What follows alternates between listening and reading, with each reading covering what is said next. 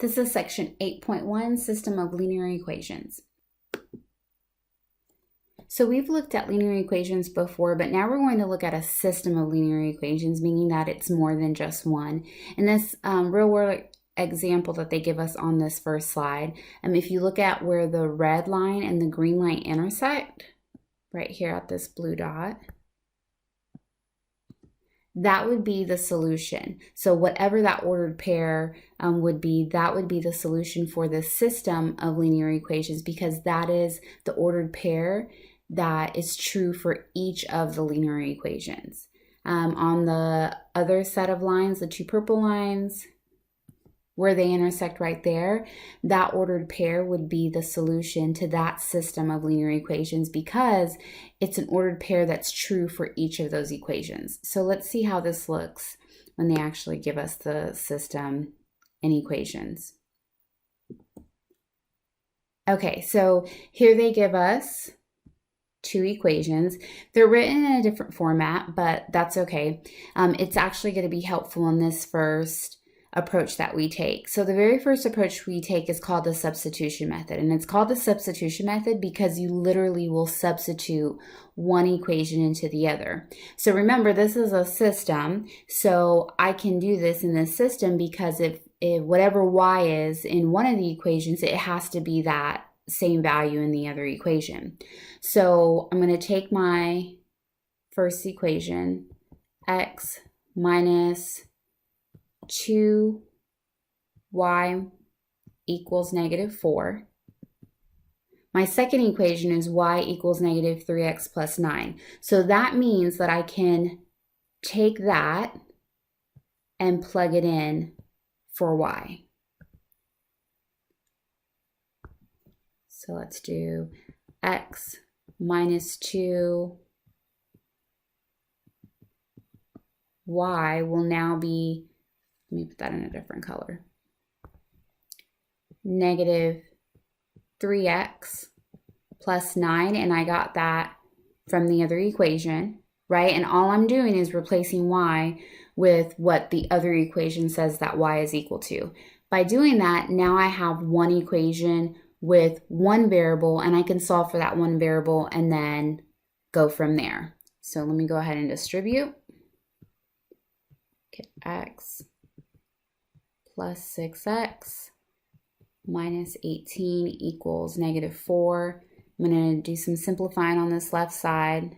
I get 7x minus 18 equals -4.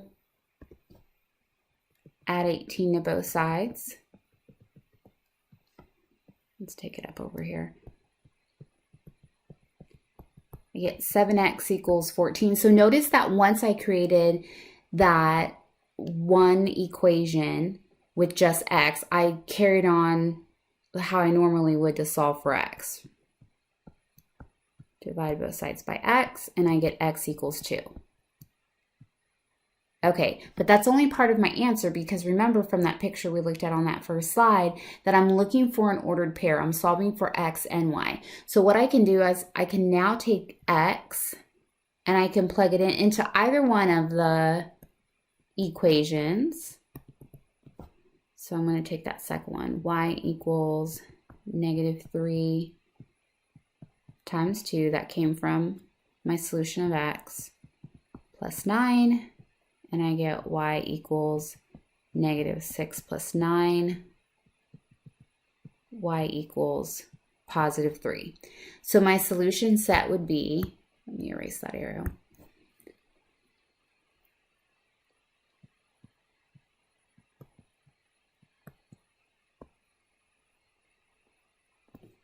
Two, 3. That would be the ordered pair. I could graph this too, right? And be careful that you're not too dependent on your graph, because what you'll find is you can graph the ordered pair and then possibly choose a different ordered pair that it's actually intersecting on. But you can actually graph this and see it as well. What I want to do though is I'm saying that 2, 3 is the ordered pair that is a solution to both of them. So I should be able to plug it into that first equation too, and it still be true. So I'm going to just do that on my calculator really quick. Okay, see, so I got this first 2 from my x. This is my first equation. I just plugged in what I solved for my ordered pair. So 2 minus 2, that came from the equation, and then I plugged in 3 for my y, and I get -4. So I know that it also will fit into that first equation. Whichever equation I don't use to solve for the missing variable, then I use it to plug it in. So I would just recommend that to make sure that you didn't miscalculate. They have to be able to plug into both of them. Okay, so now they give us an equation and they're in the same format, right? They're both solved for x. So don't let that trip you up any. A lot of times people will get confused here because they're like, well, I don't even know where to start. But look, remember, I'm gonna substitute, right? So this is going to be substituted for x in the other equation. So I'll just have 9y plus 4 equals 3y minus 2. And I got that by just taking what the second equation is saying x is equal to, 9y plus 4, and I replaced it into the first equation. So that is the whole approach with the substitution method. You're taking an expression of one of the values, or of one of the variables, and you're plugging it into the other equation. And the goal is to just get one variable in that equation, which we have that situation now. So we can go ahead and solve for y.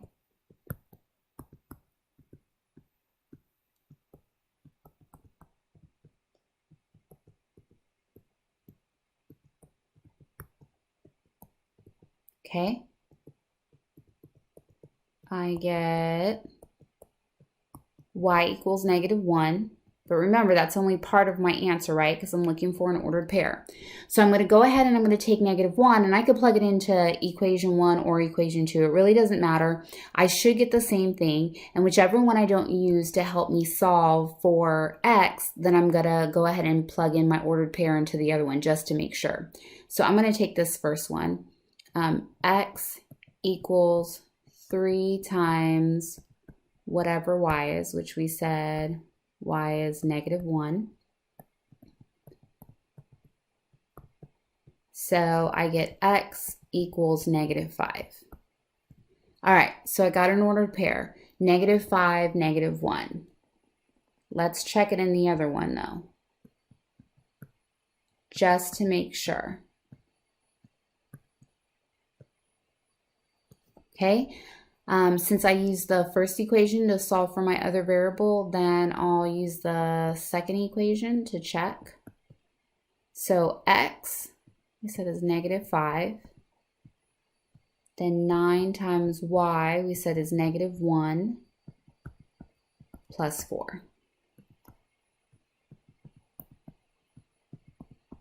-5 equals -9 plus 4, true statement. So I know that it does indeed fit into the other one.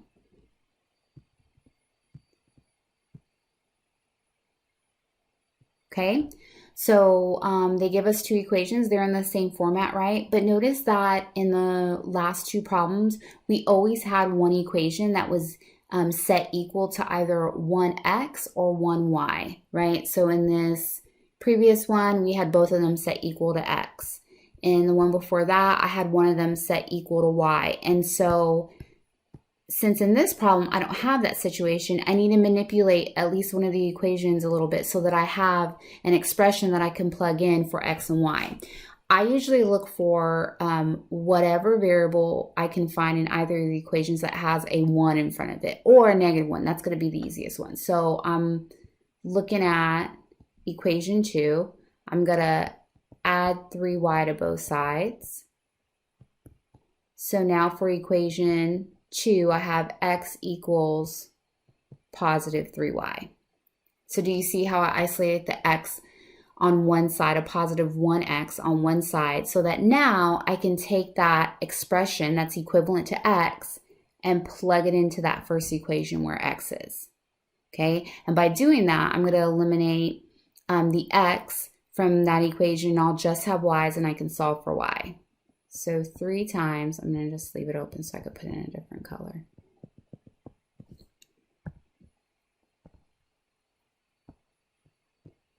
okay? 3 times 3y plus 2y equals 0. So 9y plus 2y equals 0. Simplify. Continue to solve. 0 divided by 11 would be just 0.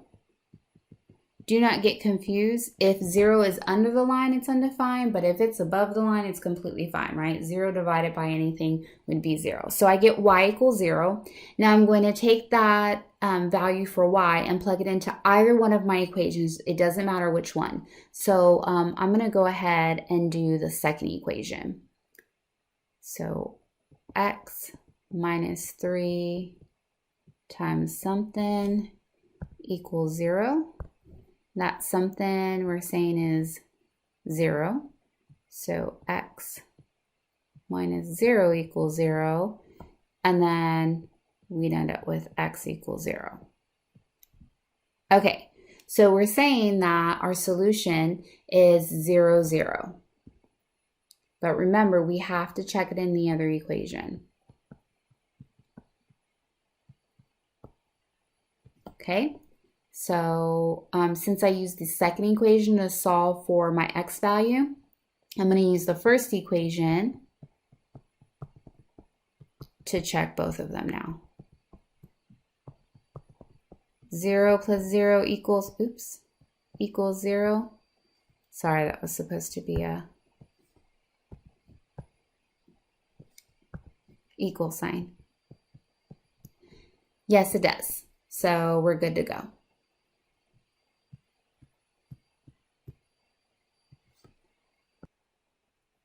So notice here, if I wanted to try the substitution method and solve at least one of my equations for a positive 1x or a positive 1y, it's going to be a little bit challenging, right? I'm going to end up with some fractions here.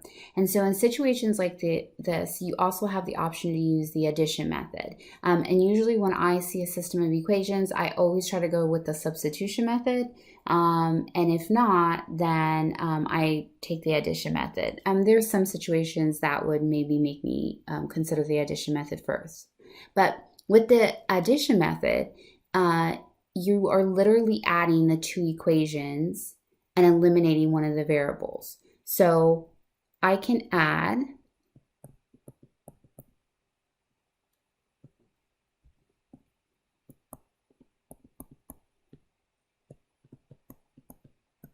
two equations together and create a third equation, and it'll still be part of the system. Now, it just so happens that when I'm going to add these, my y's will be eliminated. This approach is also called the elimination method because your goal is to eliminate one of the variables by adding the two equations together. If I didn't have it set it up that way, then remember, I can manipulate equations as much as I want to by adding things to both sides or multiplying things to both sides. So we'll see that in some of the future examples. But in this example, it just happens to work out that when I add these together, I will eliminate the y values and just be left with 6x equals 6, okay? Same as the before slides, we want one equation that has just one variable so that we can solve for that one variable and then go plug it in to solve for the other variable. So I get x equals 1.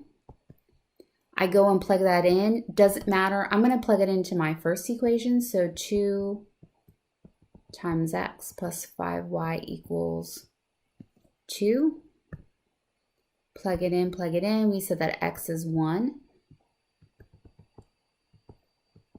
So now I'm able to go ahead and solve for y. Get 5y equals 0. And I end up getting y equals 0. All right, so I think I have my ordered pair, right? We said x is 1 and y is 0. Also, I'd say be careful because sometimes, as you saw in some of the before slides, we have solved for y first. And so sometimes people have the habit of whatever they solve first, they plug it into the ordered pair first. So definitely make sure you label it well so that you put your x first and then your y in the ordered pair. All right, so I think that my ordered pair is 1, 0, but I'm going to go ahead and check it in my second equation since I used my first equation right here to solve for y. So in my second equation, if I was to plug in the values, I should have it equal to 4. So for x1, 5, or for y, 0, we have 4 minus 0 equals 4, true statement, so we know we're good to go. So those are the two methods you'll be using. Either the first method that we use with substitution, right, where you'll substitute one of the equations into the other, or you use the addition method, which is also called the elimination method, because by using addition between the two equations, you eliminate one of the variables. Okay, so let's look at this one. So notice that I don't have the same situation that I had in the last slide where I had a natural elimination occur in the y's because the signs were opposite of each other. So when I added them together, they would zero out.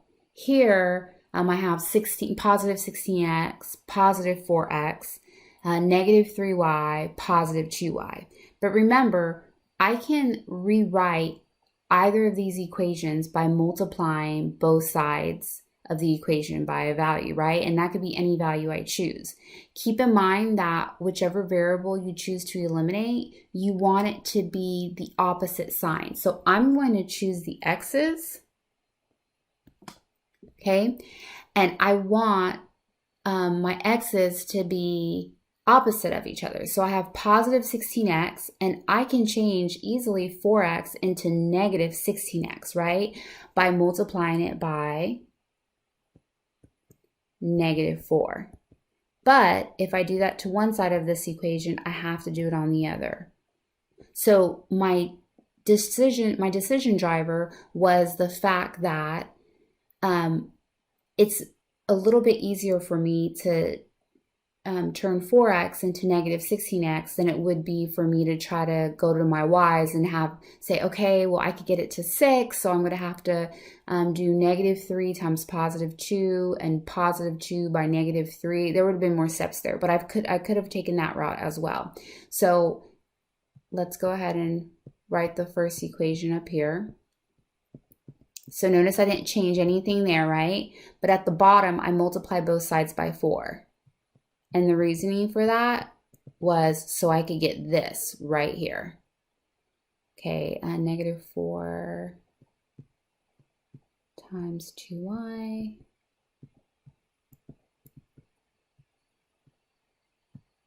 Okay, now we're ready to add it together. So those x's zero out. I get negative 11y equals, just happens to zero out the constants too. I wasn't going for that, but it just happens to happen this way. Okay, I get y equals 0. That's the only part of my answer. So I'm going to go ahead and plug it into one of the other equations. Doesn't matter which one. I'm going to go with that first one. 16x minus 3 times 0. That 0 came from here. Equals 64. 16x. Negative 3 times 0 is just 0. Divided by 16. We get x equals 4. Okay, so I think I have my ordered pair. 4, 0.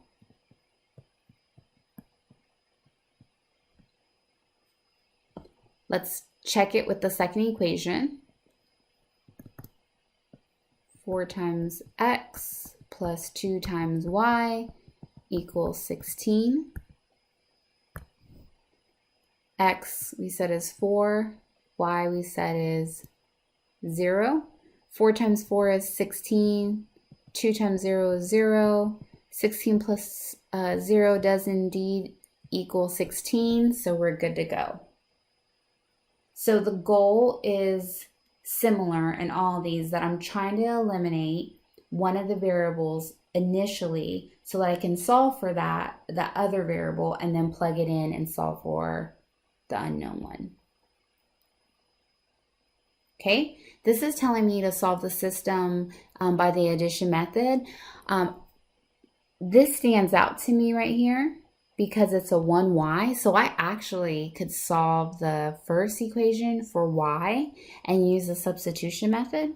That's an option, but since they said use the addition method, we'll go ahead and use the addition method. So I'm like, okay, well, I'm still going to focus on the y's because I can very easily make that y up top the opposite of the y's at the bottom. So at the bottom, I have positive 5y. At the top, I want negative 5y. So I'm going to multiply both sides by negative 5. I get negative 10x minus 5y equals negative 15. And then the one at the bottom, the second equation, I didn't change that any, right? I have 10x plus 5y equals 15. Gonna add those together. I see something is happening here, right? Negative 10x plus 10x would be 0x, so just 0. And the negative 5y plus 5y would just be 0. So I have 0 on the left side, and then negative 15 plus 15 would be 0. So I have 0 equals 0. All my variables are gone, right? When we have this case where we have a true statement, that means that there are infinitely many solutions. What it means is that I have an endless amount of solutions because these are the exact same line. And notice when I manipulated that top equation, if I would have multiplied it by positive 5 instead of negative 5, I could have made that top equation be equivalent to the bottom one, right? I could have made it into positive 10x plus 5y equals 15. And so what this means is that the lines are the exact same line. So there's infinitely many solutions because when we're looking for a solution, we're saying, okay, where do these two lines meet? Well, these two lines meet every single place that they exist because they are the same line. So in this case, my answer would be B. Something to keep in mind, if I was to have done the math and got 0 equals and any number besides 0, so 0 equals 3, 0 equals negative 12, whatever, but if it was a false statement, then my answer would have been C, which is the solution set is null because they would have been parallel lines, that means. So when I have parallel lines and I try this approach, you will come out with something like this or this. It really doesn't matter. It will be false. So when that's the case, then this will be my answer.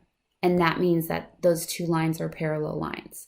A way to check that is you could put it in slope-intercept form, and if the slopes are the same, but the y-intercepts are different. So,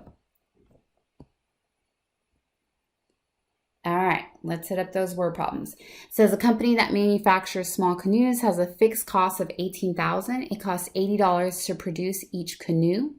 Okay, and it wants us to write a cost function. So we know with cost functions, we're saying, okay, how much will it cost making X amount of canoes?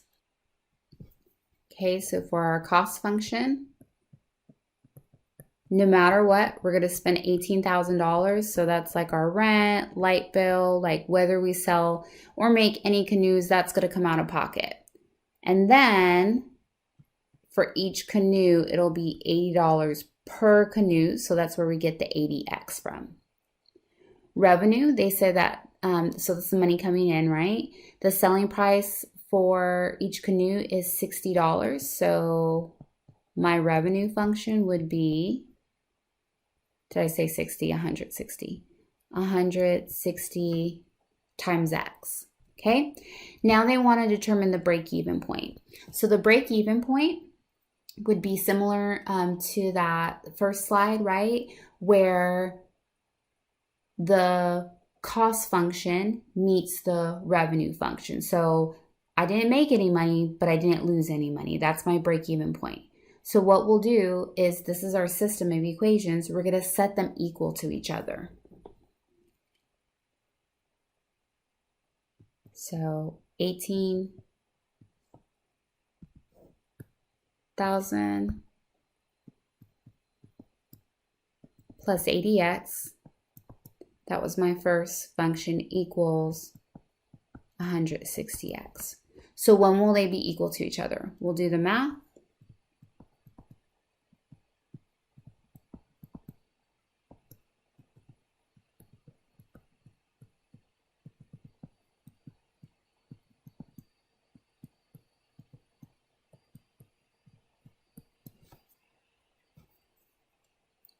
X equals 225.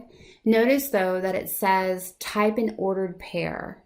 Okay, so it's not just asking for the number of canoes, it's asking for an ordered pair. So I'm going to take X and I'm going to plug it into either one. I'm going to go ahead and plug it into that second one.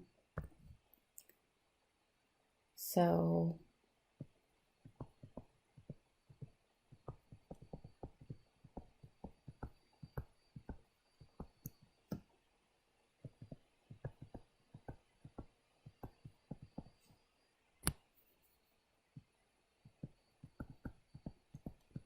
and that is our y, right? As in a function, we see the c of x and the r of x, but that's pretty much our y coordinate. So that is our ordered pair. Now, what does that mean? Well, that means that when 225 canoes are made, we would have spent $36,000 and also earned $36,000. So break even, right? We didn't lose any money, but we didn't make any money. Okay, this last one says a 6,000 seat theater has tickets for sale at $24 and $40. How many tickets should be sold at each price for a sellout performance to generate a total revenue of $174,400? So this is a little bit tricky. You have to think about the price of the tickets separately from the amount of tickets sold. Okay, so it says a sold out performance. That means that every single seat is sold. Let's say that the $24 tickets are represented, the amount that are sold are represented by X, and the amount of $40 tickets sold are represented by Y. So the amount of $24 tickets plus the amount of $40 tickets sold will equal 6,000. Not the monetary value, but the actual number of tickets. Okay, but then when we receive $24 each for each of those tickets that were sold, plus $40 for each of the other tickets that were sold, now the monetary amount will amount to $174,400. And that is our function. Okay, so this is the actual number of tickets, not to be confused with the monetary value. That's why in the second equation, I'm having to multiply 24 by X because it's $24 per the amount of $24 tickets that were sold. I'm going to use the substitution method by rewriting this first equation as X equals negative Y plus 6,000. And I'm going to plug it in to the second equation.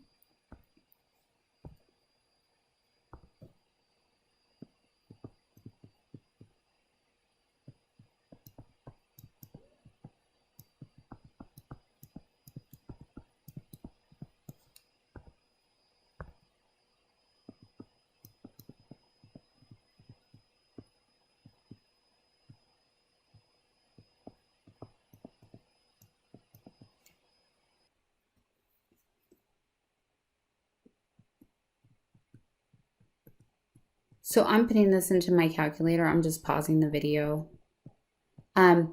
In the notes that are uploaded in document sharing, instead of the substitution method, the addition method was used, and you might prefer that math, and so whatever you prefer will work. Okay, let's combine like terms.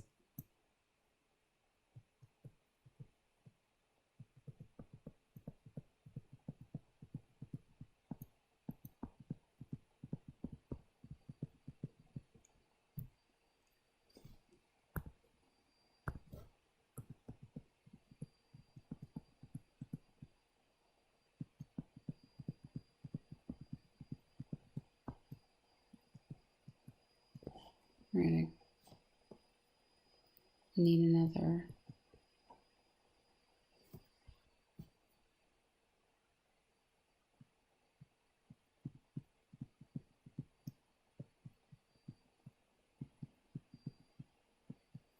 Okay.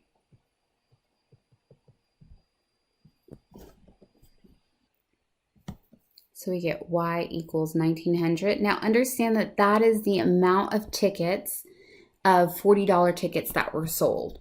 Okay, so now we have to solve for x, the amount of $24 tickets that were sold. So I can plug it into either one of the equations. I'm going to plug it into the first one.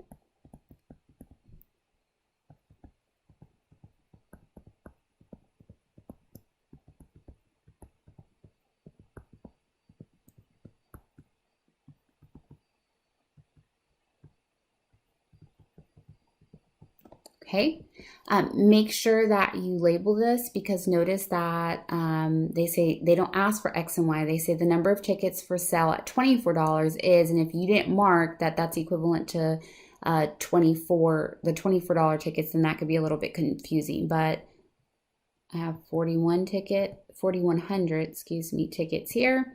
And then the number of tickets for sale at $40 is 1,900 tickets.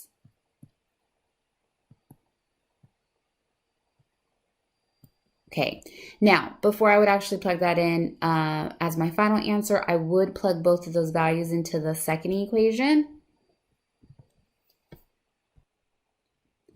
So I plug in 4,100 for x into that second equation and 1,900 for y, and I do get 174,400. So I know that it's correct.